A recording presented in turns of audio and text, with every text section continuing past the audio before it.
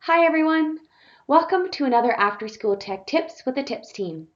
My name's Bernice, and today we're going to be talking about new Google Meet features you might not know. So without further ado, let's get to it. So as you can see here, I've set up a Google Meet already. And when you come into your Google Meet, the first thing I want to tell you about is host controls. So in the bottom right-hand corner, you're going to see here a lock button. That lock button is the host controls, and you do have the ability to turn host management on or off, which means if it's on, you can control basically what participants can do in the meeting, and if you turn it off, then you can't.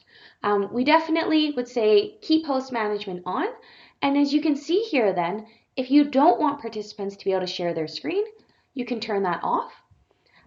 Or if you don't want participants to be able to turn on their video, you can turn that off as well.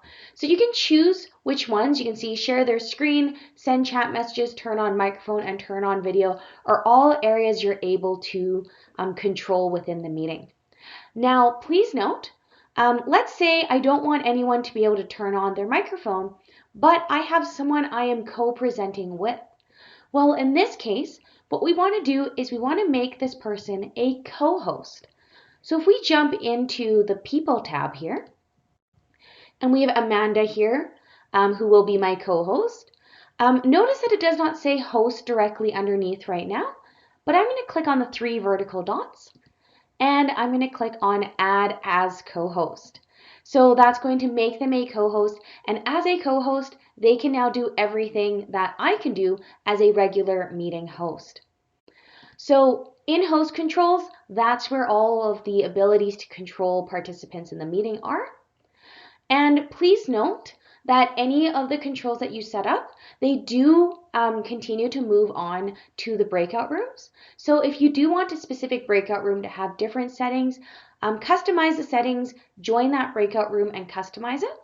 Or you can change it all to turn back on right before you set up the breakout room to open. In host controls as well is the ability for quick access, as you may have already heard. So as you can see here, when turned off, everyone who isn't invited must ask to join. So if you don't want them to ask to join, you would then turn this on. So remember that whenever one of these buttons is gray, it is off, and when it's colored and to the right, it is on. This is also where you can see things like allowing questions and using Q&A and anonymous questions as well in Q&A, all within host controls.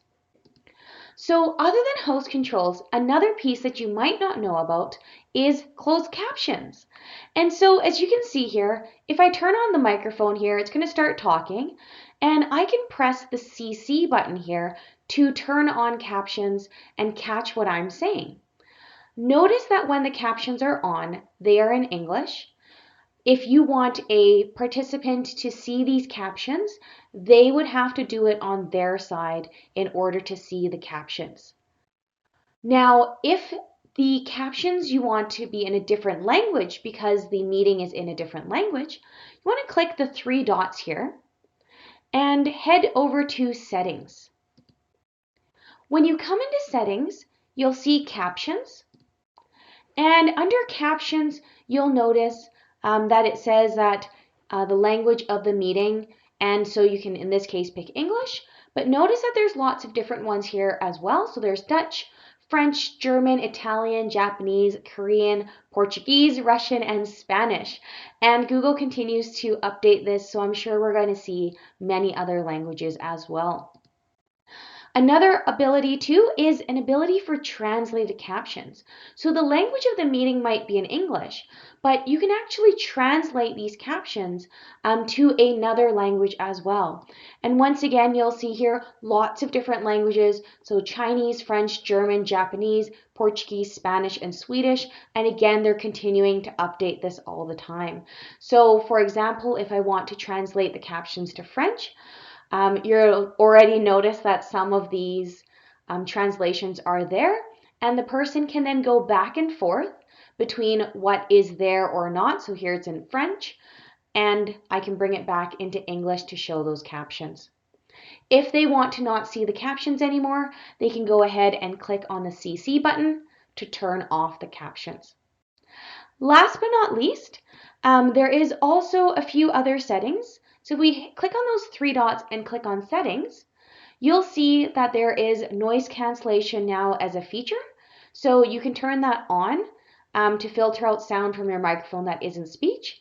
As well, you can see a push to talk feature, which means that if you press and hold the space bar, it will unmute your mic. So if I have this on, you can see here, I can mute myself. And if I go and hold my space button, so you'll see that again, that it will now have me have my microphone on. And once I let go of that again, that now is again muted. So that is that push to talk feature, and you have the ability to turn that on if you would like in settings.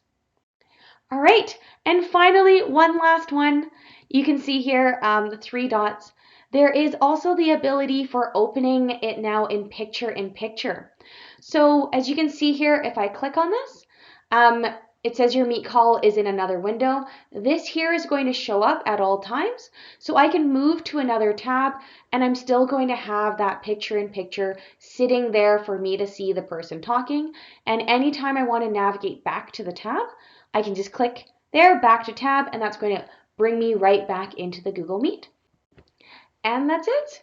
So thank you so much. Don't forget to subscribe to our channel and check back for our weekly videos. Connect with your TIPS team member if you have any questions, and don't forget to check out tips.epsb.ca. Thank you so much. Take care.